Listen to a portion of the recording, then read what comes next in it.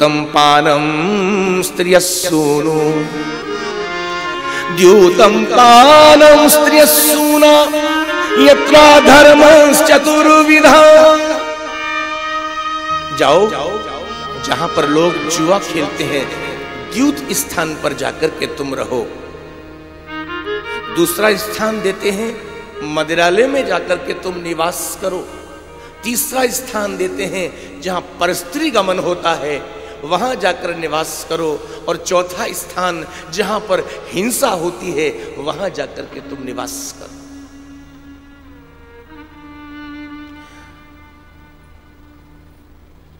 आप लोग पूछ लेंगे महाराज, ये कलियुग को 4 रहने को घर दिए, इन 4 स्थानों पर कली किस रूप में रहता है ये भी सुना दीजिए। जहां पर लोग द्यूत स्थान पर जुआ घर में जुआ खेलते हैं, वहां पर मिथ्या झूठ के रूप में कली का वास है। मदिरालय में मद के रूप में कली का वास है। जहां हिंसा होती है, वहां निर्दयता के रूप में कली का वास है। और जहां पर एक स्थान कौन सा रह गया? बोलो ना। जहां पर व्यभिचार होता है, वहां पर काम के रूप में कली का वास है। कली ने हाथ जोड़कर निवेदन किया, महाराज परिवार थोड़ा बड़ा है, एक स्थान और मिल जाए तो बड़ी कृपा होगी। महाराज परीक्षित जी ने सज्जनों इस कलिकाल को, कलियुग को एक स्थान और दे दिया। जाओ कली, स्वर्ण में जाकर तुम निवास करो। स्वर्ण में। जो कली ने सुना, सोचा स्वर्ण सबको भाता है जी, सबको अच्छा लगता है। स्वर्ण का मुकुट देखा महाराज परीक्षित का, और तुरंत कलियुग कली महाराज परीक्षित के स्वर्ण मुकुट में जाकर बैठ गए। सोने में कली का वास है। लेकिन ध्यान देना, गीता में और भागवत में जहां भगवान श्री कृष्ण ने विभूति योग का वर्णन किया, गीता में अर्जुन को कह रहे हैं और भागवत जी में उद्धव को कह रहे हैं, उद्धव धातुओं में स्वर्ण में हूं।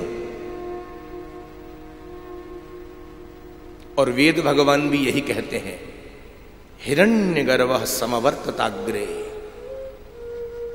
जो सोना है, स्वर्ण है, वो साक्षात नारायण का स्वरूप है। बैठकर विचार कीजिए, यदि भगवान स्वर्ण में निवास करते हैं तो कली कैसे पहुंच सकता है सोने में, स्वर्ण में? दोनों एक दूसरे के विरोधी हैं। या तो परमात्मा भगवान रहेंगे या कलिकाल का वास होगा, कलयुग का वास होगा। सीधी सी बात है, किस स्वर्ण में, किस संपत्ति में, किस संपदा में भगवान का वास है और किस संपत्ति धन संपदा में कली का वास है, ये समझना होगा।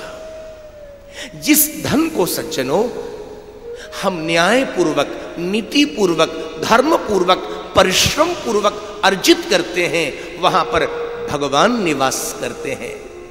और जिस धन को हम अनीति, अन्याय, जबरन, बलात्, अधर्म पूर्वक उपार्जन करते हैं, वहां पर कली का वास है। सीधी बात है।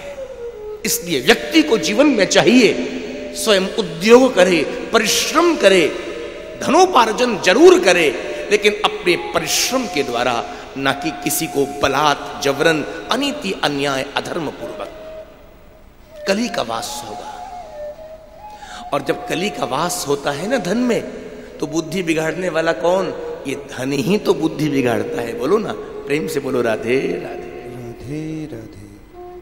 अब एक प्रश्न उठ गया महाराज, इसका मायने ये हुआ कि जिन महाराज परीक्षित के शीश पर जो स्वर्ण का मुकुट था, जिसमें कली जाकर बैठे, तो क्या महाराज परीक्षित ने कोई अनीति, अन्याय, अधर्म पूर्वक उपार्जित धन संपदा से उस मुकुट का निर्माण करवाया जिसको पहन करके गए आज?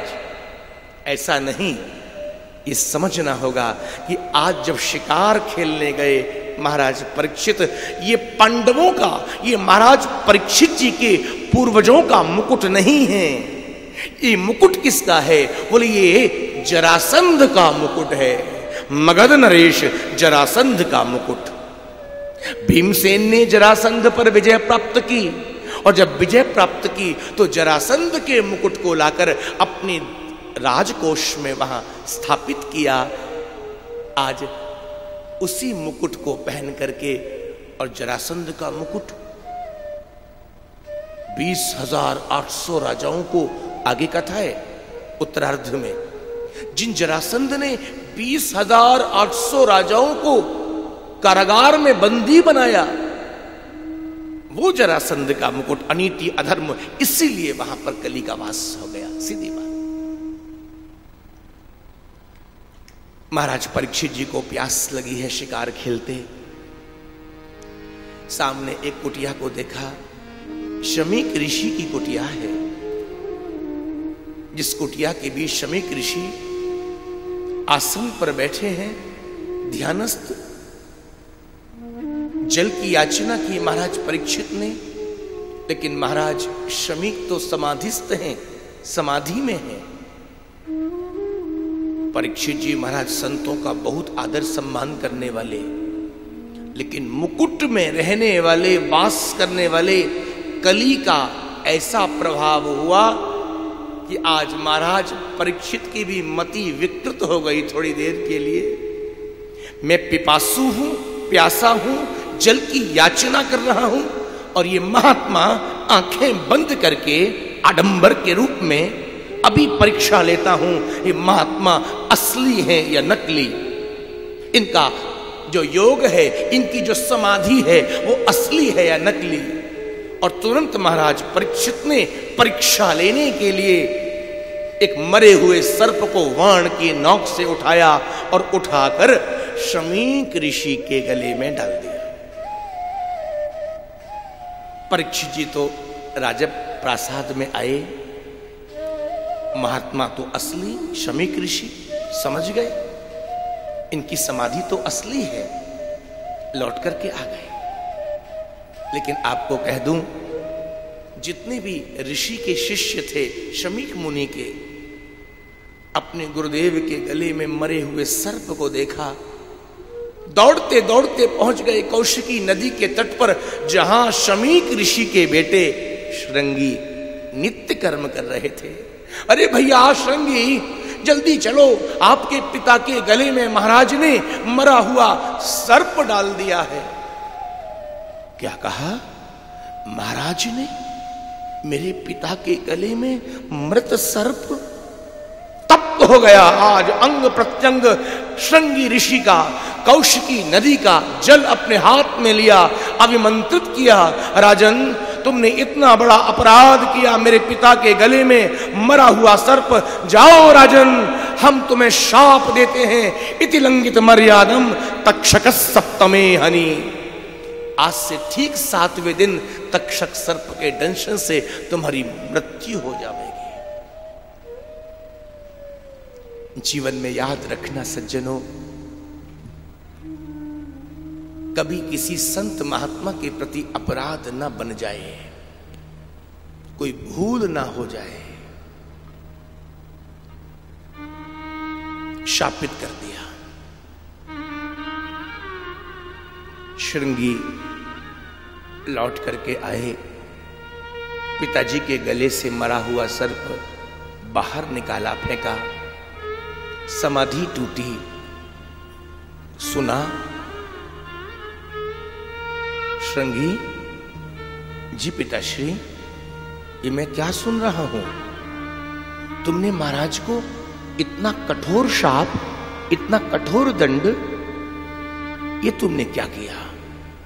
बेटे, ये तुमने उचित नहीं किया। जानते नहीं हो, एक राजा भगवान का ही अंश होता है।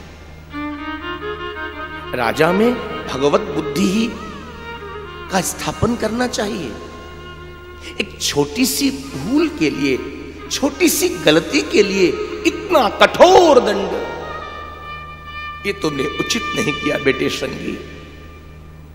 शमीक ऋषि ने एक शिष्य नाम था गौरमुख, जल्दी आओ जी गुरुदेव, जाओ राजभवन जाओ, सूचित करो महाराज को, शापित हो चुके हैं, केवल 7 दिन है, अपना अंत बना ले, अंत बना ले। गौरमुख नाम का शिष्य सज्जनों दौड़ते हुए पहुंच गए राजभवन में, जिस सिंहासन पर महाराज परीक्षित आरूढ़ थे। हाथ जोड़कर विनीत विनय भाव से निवेदन किया, आपने गलती की, अपराध किया, आप शापित हो चुके हैं। गुरुदेव ने आदेश दिया है 7 दिन है आपके पास, अपना अंत बना लें। सूचना देकर गौरमुख लौट करके आए। ध्यान देना मेरे श्रोताओं, डॉक्टर यदि हमको कह दे अब ज्यादा समय नहीं है, तो हमारी पोजीशन क्या होती है? हम बड़े परेशान हो जाते हैं, पूरे कुंभे को इकट्ठा कर लेते हैं, बेटे को, बेटी को, परिवार वालों को, बिल लिखना शुरू कर देते हैं।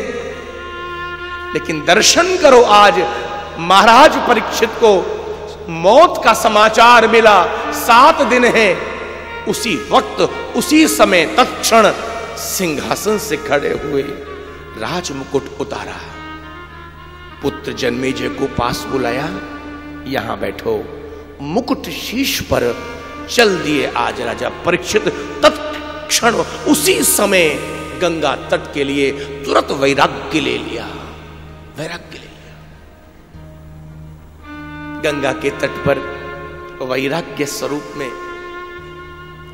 बड़े बड़े ऋषियों को देखा, मुनियों को देखा, महात्माओं को देखा। महाराज परीक्षित जी ने सारे ऋषियों के चरणों में प्रणाम किया है। अहो मयो धन्यतमा नृपाणाम महत्तमानुग्रहणीय शीला। दीपक, मोबाइल को ऑफ करो, माइक पर ध्यान दो। राज्ञां कुलम ब्राह्मण पाद शौचा दूरात् विसृष्टं बत गृह्यकर। महाराज परीक्षित जी ने चरणों में प्रणाम करते हुए, आज मैं धन्य हो गया। अहो वयम धन्य धन्य तमाम नृपाणाम, आज मेरा कुल पवित्र हो गया, मैं पवित्र हो गया। एक बात कहूं, संतों का दर्शन, अरे आशीर्वाद तो दूसरी बात है, संतों का दर्शन भी हमको पावन बना देता है, हमको धन्य बना देता है, ये निश्चित मानिए। आज मैं धन्य हो गया। आप तो अंतर्दृष्टा हैं, सब जानते हैं। मैंने एक संत के प्रति अपराध कर दिया, शापित हो चुका हूं, 7 दिन है मेरे पास। आपके चरणों में निवेदन कर रहा हूं, प्रार्थना कर रहा हूं। एक मरण धर्मा जीव का कर्तव्य क्या है?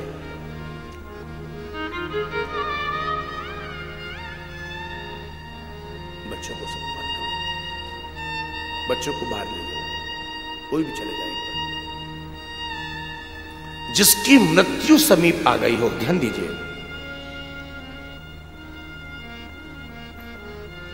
क्या कर्तव्य है उसका?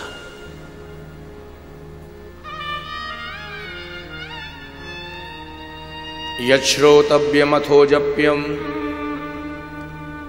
यत् कर्तव्यम नृविप्रभो स्मर्तव्यम भजनीयं वा ब्रूहि यद्वा विपर्ययम्। मृत्यु जिसकी समीप आ गई हो, क्या करना चाहिए उसे? किसका जप करे, किसका स्मरण करे, किसका भजन करे, किसको सुने, ऐसे प्रश्न किए। महात्मा बोले, राजा, मृत्यु जिसकी समीप आ गई हो ना, उसको यज्ञ करना चाहिए। राजा परीक्षित ने सोचा, चक्रवर्ती हूं, यज्ञ करने बैठूंगा तो कितनी तैयारी करनी पड़ती है यज्ञ की, लेकिन मेरे पास तो समय नहीं है। ब्राह्मण बोले, नहीं नहीं राजन, मृत्यु जिसकी समीप आ गई हो ना, उसको दान करना चाहिए। महाराज ने मन में सोचा, परीक्षित जी ने दान करने बैठूंगा, चक्रवर्ती हूं, कितनी दान की सामग्री एकत्रित करनी पड़ेगी, मेरे पास तो समय नहीं है। कोई संतोषजनक उत्तर नहीं। महाराज परीक्षित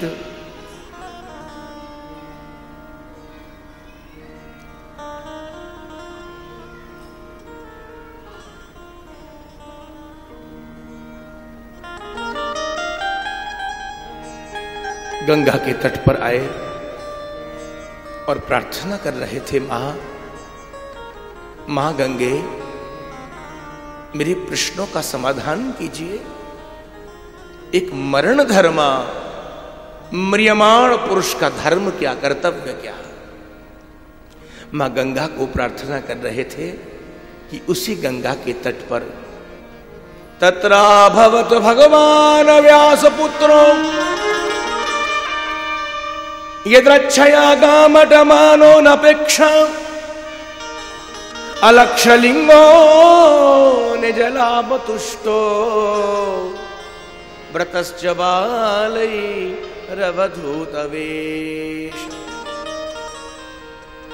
तत्राभवत् भगवान।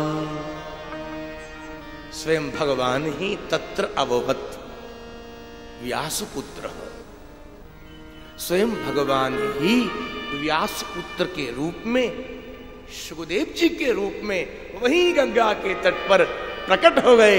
एक बार हम सभी प्रेम से जय जयकार करें, बोलिए श्री सुखदेव भगवान की जय। स्वयं भगवान। सुखदेव जी कौन है बोलो ना? साक्षात भगवान। तत्र अभवत् भगवान व्यासपुत्र। और एक रहस्योद्घाटन कर दूं आपको। श्रीमद् भागवत को आप देखें, पूरे श्रीमद् भागवत के बीच